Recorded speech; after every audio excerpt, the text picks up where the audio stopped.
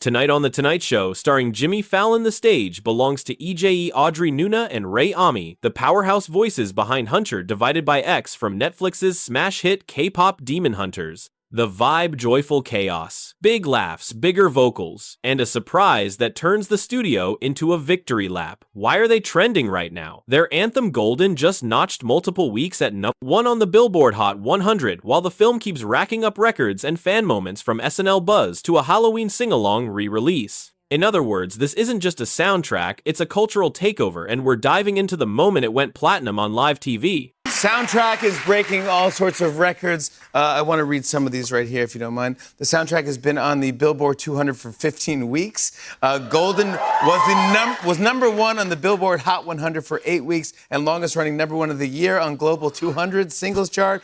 Golden is the first number 1 female K-pop song in the history of the Hot 100, and you are the longest running number 1 girl group of the century on Hot 100, beating Destiny's Child.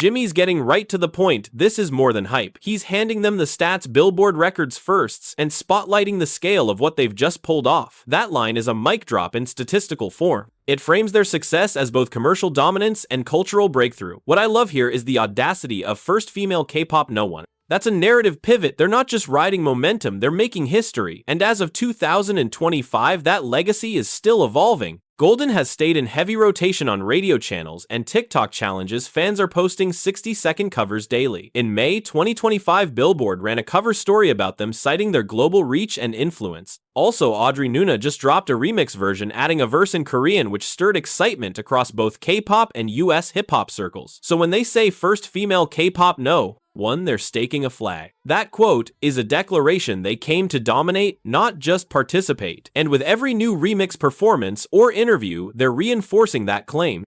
Did you ever think you would do Saturday Night Live? No, that's crazy. It's so insane. Yeah, it's wild. It's a literal dream come true, I think. The 10-year-old in me just came to life. That's the kind of quote that instantly humanizes fame. You can almost see them reliving a childhood dream in real time. When Audrey Nuna says her 10-year-old self came to life, it hits differently because this isn't an artist who grew up in Hollywood privilege. These are Asian American women carving space in a world that once barely showed faces like theirs on late-night TV, let alone on SNL. And their excitement isn't just nostalgia, it mirrors a generational shift. In 2024, Audrey told Teen Vogue she'd grown up studying sketch comedy on YouTube, never imagining she'd one day be on the same stage. That dream come true moment now doubles as representation in motion. Meanwhile, Rei Ami's recent collab with DPR at Coachella 2025 proved she's still blending her offbeat humor and fierce independence into everything she touches. So when Fallon calls that crazy, he's right. It's not just crazy, it's cultural symmetry. The kids who grew up watching SNL are now the ones defining pop culture.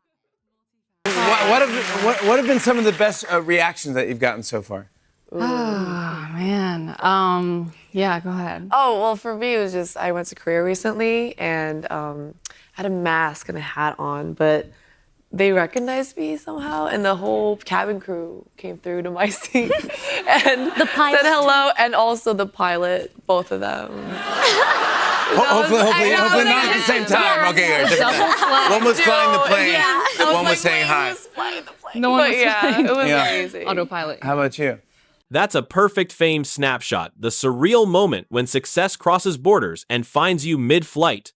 EJAE's story is charmingly cinematic mask hat, anonymity shattered by an airline crew, fangirling 3,000 feet in the air. What makes it pop isn't just the recognition, it's where it happens. K-pop once meant local pride. Now it's global pop currency, and even pilots are in on the playlist. And EJAE's star only keeps climbing. After KPop Demon Hunters broke streaming records, she was tapped in early 2025 for a feature on BBI's new single Glass Hour, which topped the Spotify Global Viral chart. She's also rumored per Variety August 2025 to be joining the production team for Netflix's upcoming music drama Neon Soul.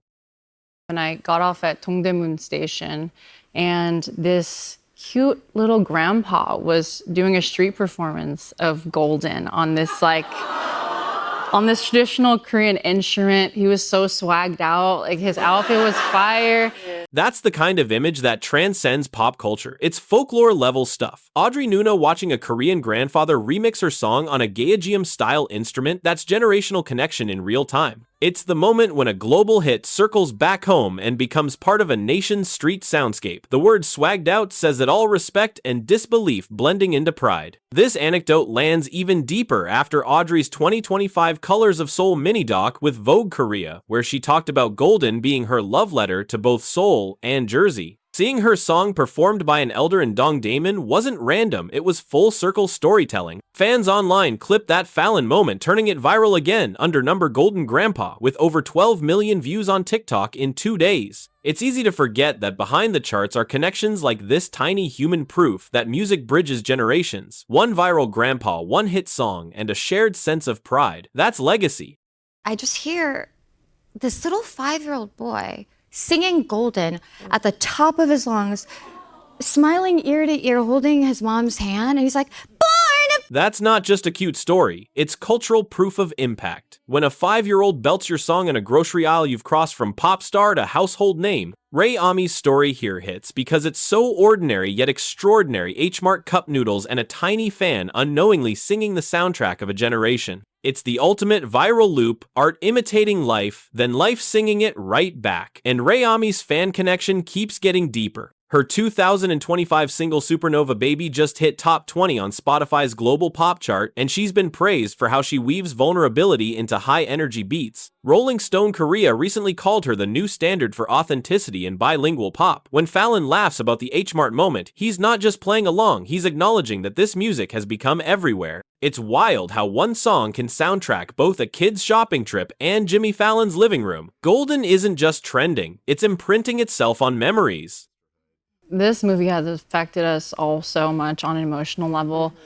I'm emotionally constipated, so I take a very, very long time to process my emotions. Okay. But I guess I was due for a cry the day of the premiere because literally 5 minutes into the film, I'm like bawling my eyes out. That line, emotionally constipated, is classic Rei Ami humor, self-deprecating, vivid, and disarmingly honest. It captures how KPop Demon Hunters isn't just a glossy animated feature, it's emotionally loaded representation. Watching her describe tearing up 5 minutes and over a shot of kimbap on screen is the essence of cultural visibility hitting home. For years, kids like her had to hide their stinky lunchbox foods. Now, those same foods are front and center on Netflix, celebrated and animated, and that theme, owning your identity, has followed Rei Ami off-screen too. In 2025, she was featured in Time magazine's Next Generation Icons list for using her platform to normalize Asian American narratives in pop music. Fans online constantly quote this very Fallon segment in edits captioned "Representation Matters." It's rare to watch a pop star laugh about being emotionally constipated and then minutes later redefine what emotional honesty looks like for millions. That's Rei Ami's gift mixing chaos with catharsis. And you actually made this while you were in your car? Yeah, on the way to the dentist. All right, so it didn't happen after the dentist. No, okay, it was on the way to the it was on the dentist. way to the dentist. Yeah, you yeah. go, I'm getting inspired. No. I was in the car, the cab, and on the way to the dentist, that's when I received the track from the amazing, Black Label, the producers, Yeah. Teddy, 24, Ito, and also Ian Eisendrath, our music director. And so I received the track, and the track was just so beautiful. The intro is so beautiful, and this rarely happens, but it just instantly I got inspiration from it melodically, and then I have a recording immediately. This is one of those blink and you miss it creative origin stories. That's pure magic. Audrey Nuna casually drops that Golden, a global #1 hit, was literally written on the way to a dental appointment. That's not just funny, it's a reminder that inspiration doesn't wait for studio hours. The idea of her humming into her phone between traffic lights feels like something every artist dreams of, lightning in motion, and the behind-the-scenes details have since become part of Golden's lore. Rolling Stone's 2025 retrospective on the song confirmed the demo voice memo still exists. The same scratch melody ended up being used in the final mix. Teddy Park and Ian Eisendrath, who co-produced the track under the Black Label, even joked it was the most expensive dentist trip in pop history. Audrey's creative instinct, trusting a moment no matter how random, mirrors her 2025 EP Icarus Mode, where every song began from voice notes captured on the go. She's proof that the best ideas don't need perfect timing, just courage to hit record. You guys want partner? You have a platinum record. This is for you. You have a platinum record. Congratulations! It's real! This is it!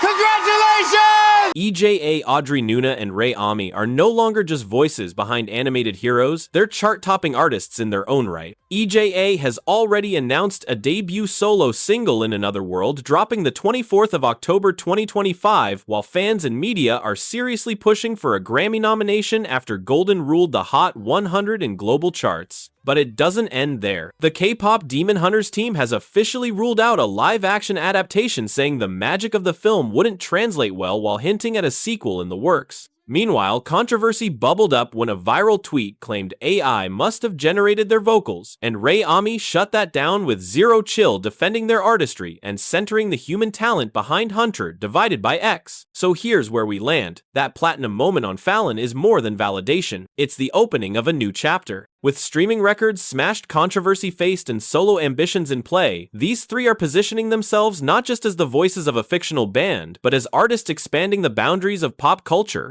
If you love this breakdown, hit like, subscribe, and ring the bell so you don't miss when we do a deep dive on EJAE's solo era, Audrey's next choreography move, or Rei's acting path. Drop in the comments which quote from tonight resonated most with you, and what do you think is next for Huntro, divided by X in 2026.